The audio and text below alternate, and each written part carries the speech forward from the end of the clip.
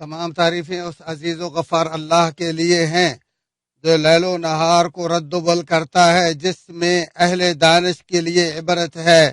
میں اپنے رب کی جانی و انجانی ان تمام نعمتوں پر اس کی حمد و شکر بجا لاتا ہوں جن کا شمار بھی اللہ کے علاوہ ناممکن ہے۔ ہمارا پروردگار اسماء مقدسہ اور صفات عظیمہ کا مالک ہے۔ اللہ واحد و قہار کے علاوہ کوئی معبود برحق نہیں۔ میں گواہی دیتا ہوں کہ ہمارے نبی و سردار محمد صلی اللہ علیہ وآلہ وسلم اس کے بندے اور رسول ہیں جو رحمت و جنت کی بشارت دینے، عقوبت دنیا اور آگ سے ڈرانے والے ہیں۔ اے اللہ، اپنے بندے اور رسول محمد صلی اللہ علیہ وسلم اور ان کے آل و اصحاب ابرار پر اپنی رحمتیں، برکتیں اور سلامتی نازل فرما۔ حمد و ثنا کے بعد اللہ کی رضا جوئی اور اس کے غضب و سزا سے پرہیز کے ذریعے اس اللہ کا تقوی اختیار کرو۔ اللہ تعالیٰ کا فرمان ہے، اور آپ کا رب جو چاہتا ہے پیدا کرتا ہے اور جسے چاہتا ہے چن لیتا ہے، ان میں سے کسی کو کوئی اختیار نہیں۔ اللہ پاک اور ہر اس چیز سے بلندتر ہے جسے لوگ شریک بناتے ہیں۔ چنانچہ بزرگوں برتر پروردگار یہ تمام مخلوقات اپنی قدرت، علم، حکمت اور رحمت سے پیدا فرمائی، اس مشاہداتی کائنات کو وجود بخشا اور اس کا ایک وقت مقرر فرمایا جس سے یہ کائنات ایک لمحے کے لیے بھی آگے یا پیچھے نہیں ہو سکتی۔ اس مشاہداتی کائنات میں اسباب اور ان سے پیدا ہونے والی چیزیں پیدا کی، اور وہی سبب اور مسبب دونوں کا خالق ہے۔ یہی وجہ ہے کہ اللہ تعالیٰ جو چاہتا ہے وہ ہو جاتا ہے، اور جو نہیں چاہتا وہ نہیں ہوتا۔ اللہ تعالیٰ کا فرمان ہے، اللہ ہر چیز کا خالق اور وہی ہر ایک کا نگہبان ہے۔ اسی کے پاس آسمان و زمین کی کنجیاں ہیں، اور اللہ کی آیات کا انکار کرنے والے ہی خسارہ پانے والے ہیں۔ اور ایک اور مقام پر فرمایا، پیدا کرنا اور حکم چلانا اسی کے لائق ہے۔ جہانوں کا پروردگار اللہ بہت ہی بابرکت ہے۔ اللہ تعالیٰ کی تمام مخلوقات میں سے انسان ایک ایسی نرالی مخلوق ہے جس میں اللہ تعالیٰ نے ایسی عجیب و غریب صفات ودیت فرمائی ہیں جو علاوہ ازیں کسی دیگر مخلوق میں یکجا نہیں۔ اس بارے میں اللہ تعالیٰ کا فرمان ہے، یقین ہم نے انسان کو بہترین صورت میں پیدا فرمایا اور ایسے ہی فرمایا، اور تمہارے ہی اندر نشانیاں ہیں تو کیا تم نہیں دیکھتے۔ ایک اور مقام پر فرمایا، اور اللہ کی نشانیوں میں سے ہے کہ اس نے تم کو مٹی سے پیدا کیا، پھر اب تم انسان بن کر چلتے پھرتے پھیل رہے ہو۔ اللہ تعالیٰ نے اولاد آدم کی عزت افزائی کے احسان کا تذکرہ کرتے ہوئے فرمایا، بلا شبہ ہم نے بنی آدم کی عزت افزائی کی اور بر و بحر میں سواریوں اور پاکیزہ چیزوں کی روزی دی، اور اپنی بہت سی مخلوق پر انہیں فضیلت دی۔ بذریعہ نعمتوں اولاد آدم کے لیے اللہ کا یہ عزت بخشنا اس دنیا میں ہر نیک و بد کے لیے عام ہے، جبکہ اللہ کی خوشنودی اور نعمت بھری جنت کے ذریعے تقریب آخرت اہل ایمان کے لیے اسپیشل و خاص ہوگی، اور آخرت میں کافر کے لیے کچھ نہیں ہوگا۔ تیرا رب کبھی کسی پر ظلم نہیں کرتا، بلکہ وہ آخرت میں جن و انس میں سے صرف اسی کو عزت عطا کرے گا جس نے اس کی اطاعت کی ہوگی۔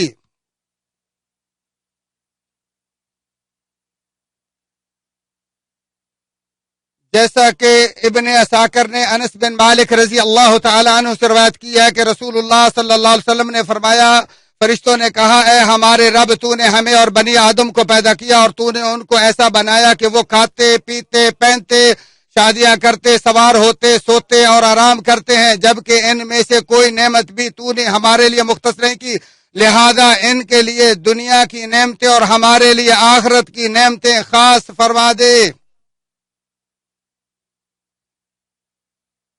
تو اللہ عز و جل نے فرمایا، ایسی مخلوق جس کو میں نے اپنے ہاتھ سے بنایا اور اس میں اپنی طرف سے روح پھونکی، اس کو کسی ایسی مخلوق کے برابر نہیں کروں گا جسے میں نے کلمہ کن کہہ کر پیدا کیا۔ اس حدیث کا ایک شاہد عبداللہ بن عمر سے طبرانی میں مروی ہے۔ اللہ تعالی نے بنی آدم کے لیے جو منافع، مفادات اور نعمتیں مسخر کی ہیں، یہ ان پر اللہ کے عظیم احسانات میں سے ہے۔ اسی کا ذکر کرتے ہوئے اللہ تعالیٰ نے فرمایا، کیا تم دیکھتے نہیں کہ جو کچھ آسمان و زمین میں ہے سب اللہ نے تمہارے لیے کام پر لگا دیا ہے، اور اس نے اپنی تمام ظاہری و باطنی نعمتیں تم پر پوری کر دی ہیں۔ اور فرمایا، اور آسمان و زمین کی ہر چیز کو بھی اس نے اپنی طرف سے تمہارے لیے مسخر کر دیا ہے۔ اولاد آدم پر نعمتوں کی بروار کا مقصد یہ ہے کہ یہ سب کے سب اللہ تعالیٰ کے سامنے سرنگوں ہوں اور اسی کا شکریہ ادا کریں، نیز کسی ایک کو بھی اس کا شریک نہ بنائیں۔ فرمانے باری تعالیٰ ہے، یہ اس لیے ہے کہ وہ تم پر اپنی نعمتیں پوری کر دے اور تم اسی کے سامنے سرنگوں رہو۔ اس آیت کی تفسیر میں امام ابن کثیر رحمہ اللہ کہتے ہیں، یعنی اللہ تعالیٰ اسی طرح تمہارے لیے ایسی چیزیں بناتا ہے جن سے تم اپنے کام نکالو اور اپنی ضرورت پوری کرو، تاکہ یہ چیزیں تمہارے لیے اللہ کی اطاعت و عبادت میں معاون بن جائیں۔ ختم شد۔ انسان کا تذکرہ کر کے اللہ تعالیٰ نے جو اسے بلند مقام دیا ہے کہ اللہ تعالیٰ نے اسے اپنے ہاتھ سے پیدا فرمایا، پھر اسے ایک حالت سے دوسری حالت میں منتقل کیا۔ اس سب کا مقصد یہی ہے کہ انسان کو اپنی دنیاوی ذمہ داری معلوم ہو جائے، انسان فرض شناس ہو، اسے علم ہو کہ اس کی تخلیق کا مقصد کیا ہے۔ اللہ تعالیٰ نے اسے اپنے اوامر و نواہی کا مکلف بنایا، اور یہ کہ وہ امارت شریعت اور اپنے رب کے شرف عبادت کا حامل ہے۔ اللہ تعالیٰ کا فرمان ہے، کیا انسان یہ سمجھتا ہے کہ اسے بے مہار چھوڑ دیا گیا ہے؟ امام شافعی رحمہ اللہ بے مہار کا مطلب بیان کرتے ہوئے کہتے ہیں کہ اسے نہ کوئی حکم دیا جائے گا اور نہ ہی کسی کام سے منع کیا جائے گا۔ فرمان باری تعالیٰ، کیا تم یہ سمجھتے ہو کہ ہم نے تمہیں بے مقصد پیدا کیا اور تم ہماری جہنم میں نہیں لٹائے جاؤ گے؟ علاوہ ازیں اللہ تعالیٰ نے اس کائنات کے جو اصول ہمارے لیے بیان کیے ہیں اور جو اسباب اس کائنات میں وجود پانے کے بعد مؤثر ہوتے ہیں، انہیں بھی بیان کیا اور واضح کیا کہ اگر انسان کے اعمال اچھے ہوں تو اس کی زندگی بھی سنور جاتی ہے، اور اگر اعمال ہی گھٹیا ہوں تو زندگی بھی تباہ ہو جاتی ہے۔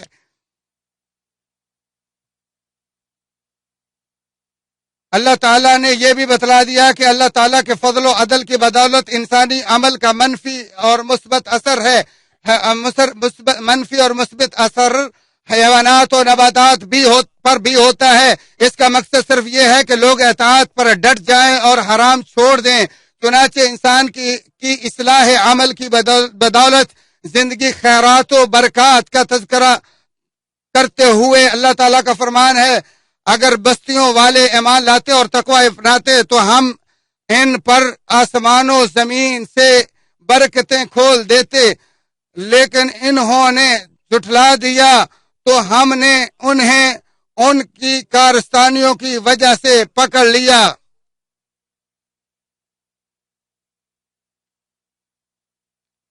ایسے ہی اللہ تعالی کا فرمان ہے، اگر اہل کتاب ایمان لاتے اور تقوی اختیار کرتے تو ہم ان کی خطائیں ضرور مٹا دیتے اور انہیں نعمتوں والی جنت میں لازمی داخل کرتے، اور اگر وہ تورات و انجیل اور دیگر کتابیں جو ان پر ان کے رب کی طرف سے نازل ہوئیں تھیں ان پر عمل پیرا ہوتے تو ان کے اوپر سے کھانے کو رزق برستا اور پاؤں کے نیچے سے بھی ابلتا۔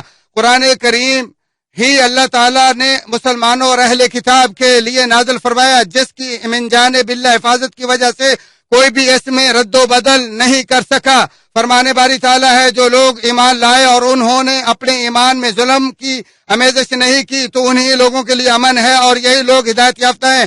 نبی مکرم صلی اللہ علیہ وسلم کی تفسیر کے مطابق یعنی انہوں نے اپنے ایمان کے ساتھ شرک مکس نہیں کیا۔ فرمانے باری تعالیٰ ہے، اے ایمان والو، اگر تم اللہ کی مدد کرو تو وہ تمہاری مدد کرے گا، یعنی اگر تم اللہ کے دین کی مدد کرو گے تو وہ تمہاری مدد کرے گا۔ اللہ عز و جل نے فرمایا، اگر ہم انہیں زمین کا اقتدار بخشیں تو وہ اقامت نماز، زکوٰۃ کی ادائیگی، اچھے کام کا حکم دیں اور برے کام سے روکیں گے۔ تمام کاموں کا انجام اللہ ہی کے قبضے میں ہے۔ ابن کثیر رحمہ اللہ اپنی تفسیر میں لکھتے ہیں کہ ایک بار عمر بن عبد العزیز رحمہ اللہ نے خطاب کیا اور اسی آیت کی تلاوت کرتے ہوئے فرمایا، خبردار، یہ صرف حکمران کی ذمہ داری نہیں بلکہ اس میں رعایا بھی برابر کی شریک ہے۔ کیا میں تمہیں یہ نہ بتلاؤں اس میں حکمران پر تمہارے حقوق کون سے ہیں اور تم پر حکمران کے کیا حقوق ہیں؟ تمہارے حقوق یہ ہیں کہ حقوق اللہ کے متعلق تمہارا محاسبہ کرے، تمہارے درمیان انصاف کرے اور حسب اطاعت صحیح ترین سمت تمہاری رہنمائی کرے، جبکہ تم پر اس کی اطاعت ضروری ہے۔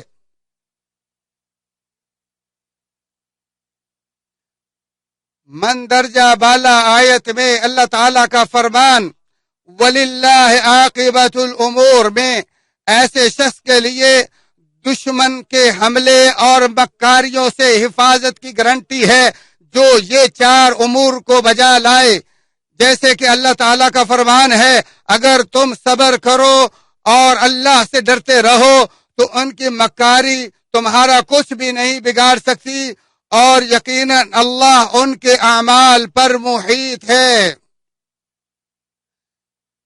جس طرح انسان کے نیک عمل کی تاثیر عام ہوتی ہے، اسی طرح بذات خود نیک عمل کرنے والے پر بھی اس کے اثرات نمایاں ہوتے ہیں۔ فرمان باری تعالیٰ ہے، جو کوئی بھی مرد یا عورت ایمان کی حالت میں نیک عمل کرے تو ہم لازمی طور پر اسے دنیا میں بہترین زندگی عطا کریں گے اور آخرت میں اسے اس کے عمل سے بھی بہترین اجر ضرور عطا کریں گے، جبکہ اس کے مد مقابل یہ بھی ہے کہ بدعمالیاں جس طرح برے شخص کو نقصان پہنچاتی ہیں اسی طرح زندگی بھی خراب کر دیتی ہیں۔ فرمان باری تعالیٰ، اگر حق ان کی خواہشات کی پیروی کرتا تو آسمان و زمین اور جو بھی ان میں ہے سب تباہ ہو جاتے۔ ایک اور مقام پر فرمایا، خشکی و تری میں لوگوں کے اعمال کی وجہ سے فساد برپا ہو گیا ہے تاکہ ان لوگوں کو ان کے بعض اعمال کا مزہ چکھائے، ممکن ہے وہ باز آ جائیں۔ فرمان باری تعالیٰ ہے، تمہیں جو دشواری آئی تو وہ تمہارے ہی ہاتھوں کی کمائی کی وجہ سے، حالانکہ اللہ بہت سی کوتاہیوں کو معاف کر دیتا ہے۔ اے انسان، تم سابقہ امتوں میں ان لوگوں کی صورت حال پر غور کرو جنہوں نے برائیاں کی تھیں تو ان پر کیا کیا مصیبتیں نازل ہوئیں۔ فرمان باری تعالیٰ ہے، اور ہم نے بہت سی ظالم بستیاں تباہ کر کے رکھ دی اور ان کے بعد دوسرے نئے لوگ پیدا کر دیے۔ حضرت عبداللہ بن عمر رضی اللہ تعالیٰ عنہما کہتے ہیں کہ رسول اللہ صلی اللہ علیہ وسلم فرمایا، 5 گناہوں کے بدلے 5 سزائیں رونما ہوتی ہیں۔ جب کسی قوم میں اعلانیہ فحاشی ہونے لگ جائے تو ان میں طاعون اور ایسی بیماریاں پھوٹ پڑتی ہیں جو ان کے اسلام میں کبھی نہ تھیں۔ جب ان کے حکمران کتاب اللہ کے مطابق فیصلے نہیں کرتے تو اللہ تعالیٰ ان کے درمیان پھوٹ اور اختلاف ڈال دیتا ہے۔ جب لوگ اپنے مال کی زکوٰۃ ادا نہیں کرتے تو اللہ انہیں قحط میں مبتلا کر کے آسمان سے بارش کو روک دیتا ہے، اور اگر چوپائے نہ ہوتے تو بارش کبھی نہ ہوتی۔ جب لوگ ناپ تول میں کمی کرنے لگ جاتے ہیں تو وہ قحط و ظلم حاکم کا شکار ہو جاتے ہیں۔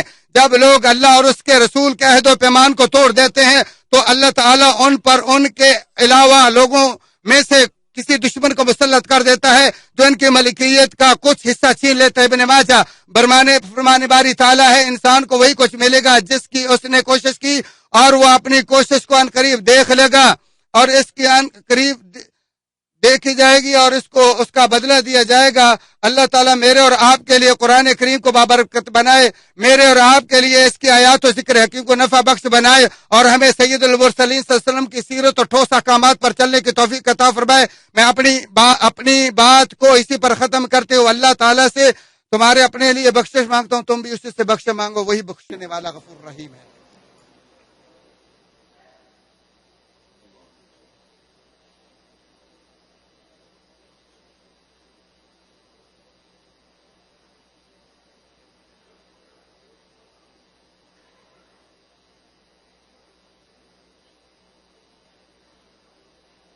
تمام تعریف اس اللہ کے لیے ہیں جو غالب، بخشنے والا، بردبار اور قدردان ہے۔ میں اپنے رب کی حمد و شکر بجا لاتا ہوں اور اسی سے توبہ و استغفار کرتا ہوں۔ دنیا آخرت کی معلوم و نامعلوم تمام فضل و احسان پر اسی کے لیے تعریفیں ہیں۔ میں گواہی دیتا ہوں کہ اللہ وحدہ لا شریک کے علاوہ کوئی سچا معبود نہیں، وہی سینوں کے بھیدوں کے جاننے والا ہے۔ نیز یہ بھی گواہی دیتا ہوں کہ ہمارے نبی و سردار محمد صلی اللہ علیہ وسلم کے بندے اور رسول ہیں جنہیں ہدایت و نور کے ساتھ بھیجا گیا۔ اے اللہ اپنے بندے اور رسول محمد، ان کی آل اور نیکیوں کی طرف بڑھ چڑھ کر حصہ لینے والے صحابہ کرام پر رحمت برکت و سلامت نازل فرما۔ حمد و ثنا کے بعد اللہ کا تقوی اختیار کرو تاکہ تم راہ الہی پر چل نکلو تو وہ تمہیں اپنی جنتوں میں داخل کر دے گا اور تم رضا الہی حاصل کرنے میں کامیاب ہو جاؤ گے۔ اے انسان، دیکھو اللہ تعالیٰ نے تم پر کیا کیا نعمتیں کی ہیں جن کو اللہ کے علاوہ کوئی شمار بھی نہیں کر سکتا۔ ان کا شکر ادا کرو کیونکہ اگر کوئی معمولی سی نعمت بھی تم سے چھن گئی تو اللہ کے سوا کوئی بھی اسے لوٹا نہیں سکتا، اور در حقیقت اللہ کی کوئی نعمت بھی معمولی نہیں ہوتی۔ اے انسان، تم برائی سے رک کر استقامت و صلاحیت اور شاندار کارکردگی سے ہی اپنے معاشرے کو تحفظ دے سکتے ہو، اپنے آپ کو نقصانات و سزاؤں سے بچا سکتے ہو۔ یہ بھی ذہن نشین کر لو کہ تمہیں دنیا آخرت دونوں جہانوں میں باز پرس کا سامنا کرنا پڑے گا، تو دیکھو کہ تمہارے پاس کیا جواب ہے۔ اللہ تبارک تعالیٰ کا فرمان ہے، اے انسان، تیری قد و کاوش تجھے تیرے رب کی طرف دھکیل رہی ہے اور تو اپنے رب سے ملنے والا ہے۔ چنانچہ جس کو نامہ اعمال دائیں ہاتھ میں مل گیا تو اس کا حساب آسان ترین لیا جائے گا اور وہ اپنے اہل خانہ میں خوشی خوشی لوٹے گا، اور جسے نامہ اعمال پیٹھ کے پیچھے سے دیا گیا تو وہ تباہی مانگے گا اور جہنم میں داخل ہوگا۔ حدیث میں ہے کہ اس وقت تک بندے کے قدم ہل نہیں سکیں گے جب تک اس سے 4 چیزوں کے بارے میں نہ پوچھ لیا جائے گا: عمر کہاں گزاری، جوانی کہاں فنا کی، دولت کہاں سے آئی اور کہاں سے کمائی اور کہاں خرچ کی، اور سیکھے ہوئے علم کے مطابق کتنا عمل کیا۔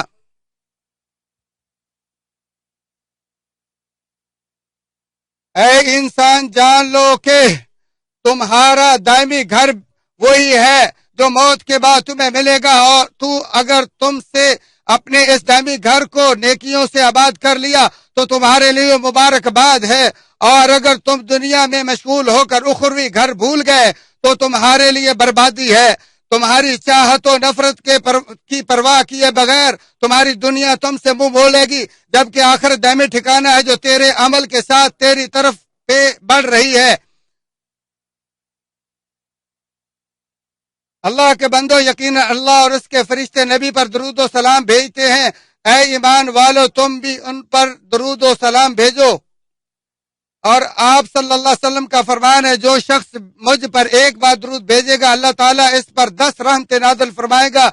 اس لیے سید الاولین والآخرین اور امام المرسلین پر درود پڑھو۔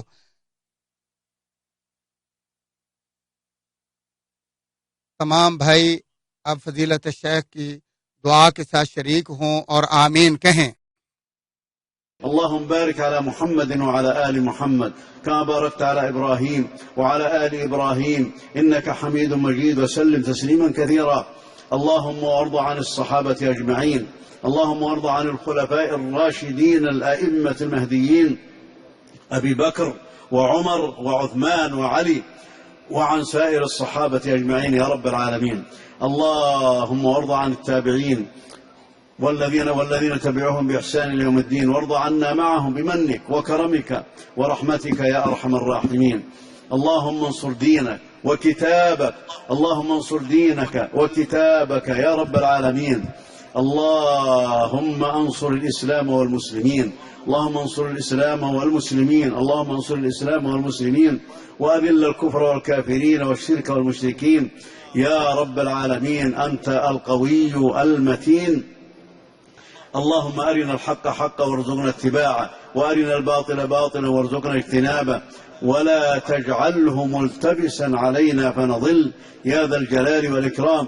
اللهم يا مقلب القلوب والأبصار ثبت قلوبنا على طاعتك برحمتك يا أرحم الراحمين. اللهم يا مصرف القلوب والأبصار صرف قلوبنا على طاعتك، إنك أنت الولي الحميد. اللهم تولى أمر كل مؤمن ومؤمنة ومسلم ومسلمة يا رب العالمين. اللهم ألف بين قلوب المسلمين وأصلح ذات بينهم واهدهم سبل السلام وأخرجهم من الظلمات إلى النور يا ذا الجلال والإكرام. اللهم ارفع عن المسلمين البلاء، اللهم ارفع عن المسلمين العقوبات، اللهم ارفع عن المسلمين الشرور والآفات، اللهم اكفيهم شر أعدائهم يا رب العالمين، إنك على كل شيء قدير. واكف المسلمين شرور أنفسهم، اللهم ارزقنا والمسلمين التوبة والإنابة إليك. اللهم فقهنا والمسلمين في الدين برحمتك يا أرحم الراحمين. اللهم أعذنا وأعذ ذرياتنا من إبليس وذريته وشياطينه وجنوده وأوليائه يا رب العالمين. اللهم استعملنا في طاعاتك وجنبنا معاصيك يا رب العالمين. اللهم احفظ بلادنا من كل شر ومكروه، اللهم احفظ حدودنا واحفظ جنودنا يا ذا الجلال والإكرام برحمتك يا أرحم الراحمين. اللهم أغثنا، اللهم أنت الولي الحميد، أنت رب العالمين الرحمن الرحيم. اللهم أغثنا، اللهم أنزل علينا الغيث ولا تجعلنا من القانطين. اللهم أنزل في أرضنا بركتها وزينتها يا رب العالمين.